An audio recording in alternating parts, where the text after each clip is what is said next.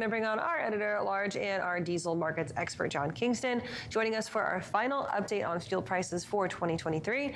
John, what's going on in the markets right now? Two different things. The DOE EIA number came out yesterday. It marked the 8th week in a row of declines. Let me get you the exact numbers here. It dropped. I got to put glasses on, okay? I'm sorry, I never do that. I got to, okay? It dropped 9.3 cents to $3.89.4 cents. That's the 8th week in a row that it's down, and it's down from a recent high before that run of 8 prices of $4.54 and a half. So you can see, that's about 66 cents, 65, 66 cents. Now that happened even as the futures price of ultra-low sulfur diesel has risen pretty considerably, really about 17 cents through yesterday in the last 5 trading days. Now, why was that? At first, it really was because it has just come down so far. Markets don't fall or rise unbroken, so it had come down so far. And, you had some short covering, and that boosted the market last Wednesday and last Thursday and Friday. And then, of course, you had the news over the weekend of the problems in the Red Sea, which means the problems in the Suez Canal, which means the problems of moving 9 million barrels a day of oil through the Suez Canal. And that understandably sent diesel prices on the CME commodity exchange up by about 7 cents. So you've already moved up considerably from the low of last Wednesday in the futures market.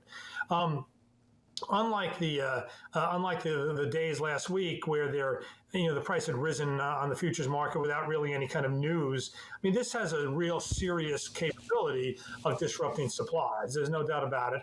The supplies can still get where they're going, but if they're going to have to steam around the Cape of Good Horn, you're talking about anywhere from another 7 to 12 days of steaming time, depending on where you're going. So, that's essentially a tightening of supply when you stretch out the supply chain like that. So it's understandable that it went up. It is notable that today the market really hasn't done much of anything in overnight trading. So I'm not saying it's all a one-day thing. It could be the kind of thing that if the Suez Canal continues to be restricted in its movements because traffic in the Red Sea is restricted in its movements, that'll start to tighten things up down the line. So it's certainly it's a factor that big bearish market that had been sending prices down since September hadn't counted on. But here it is. That's the thing about commodity markets. You never know when something's going to happen. And of course, John, we're looking at the commodity market. There can just be so many different variables. Can you talk to some of the other ones that we also have to keep our eye on in the midst of course, what's going on in the Red Sea? And I'm talking about things like, of course, the value of the U.S. dollar and maybe interest rates going into 24. Well, certainly the value of the U.S. dollar was a factor in the increase last week because you had this big drop in interest rates, which, of course, weakened the value of the U.S. dollar. Oil and the dollar tend to move in reverse correlation. So, the drop in interest rates, it's just incredible. We were 5%, Anthony. When were we 5% on the 10-year? When like October, and we're down to 3.9. I don't know if I've ever seen anything like that. So of course that's going to weaken the dollar, and that's going to strengthen oil. But I think the two big stories remain. Number one, even though diesel prices have softened, even though inventories in the U.S. have risen, they are still below where they should be. Right now we're getting a break on the weather. Look, it's already December 19th, and at least up here where I live in the Northeast, which is heating oil territory, which is where we heat our homes with heating oil, there just really isn't much sign of winter between now and the end of the year. So that's obviously very bearish for diesel.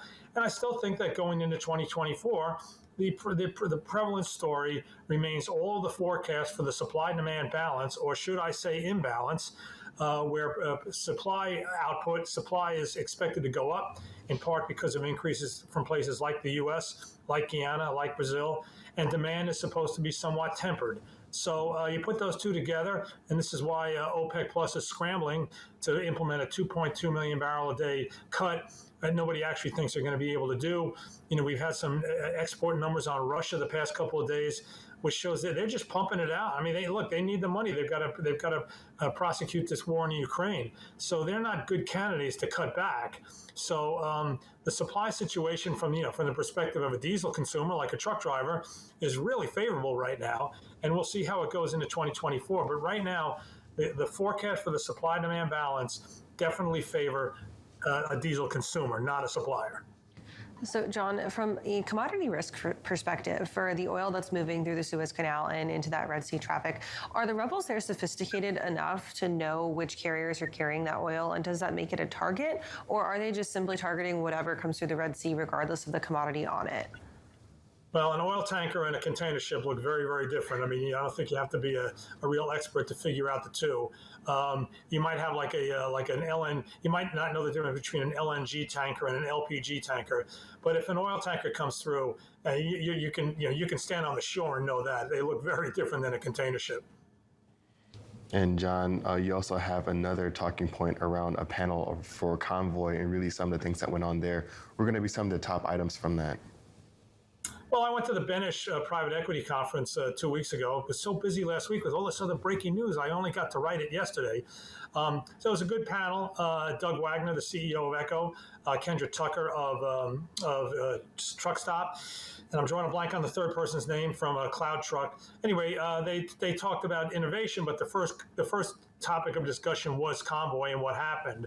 You know, I think that kind of the main point I took away was from Doug Wagner, and I think it's partly that, well, first of all, and, see, there's some of the things we've discussed, and Craig Fuller has discussed this and others, that, you throw a lot of money at a company like that, and it tends not to get spent all that efficiently. But, what Doug Wagner said was, at a certain point, like our technology, Echo's technology, was kind of on par with theirs. Okay, maybe Convoy sets the standard, or it doesn't have to be Convoy. It could be, Uber Freight or anybody. And the others, the kind of legacy players, if they're smart, will be able to catch up if they throw enough technology or resources at it. And so they've got such a huge advantage in other things. And this is another point that Doug Wagner made, is that that Echo has really good relations with big carriers. He mentioned Swift as just, I'm sure there's others, but he mentioned Swift, where he said Convoy never really got that.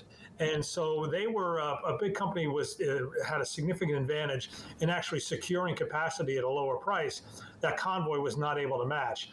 And he cited the average length of haul at Convoy versus Echo.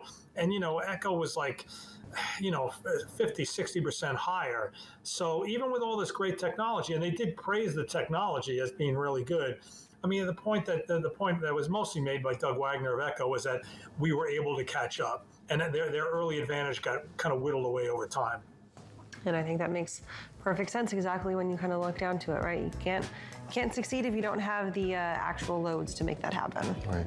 Game discipline here. John, well, thank you for joining us this morning for this update, and of course for being with us throughout the year. We'll talk to you in 2024. Will do. Thank you. Right now we're going to take a quick break, but be right back with more for Oops Now.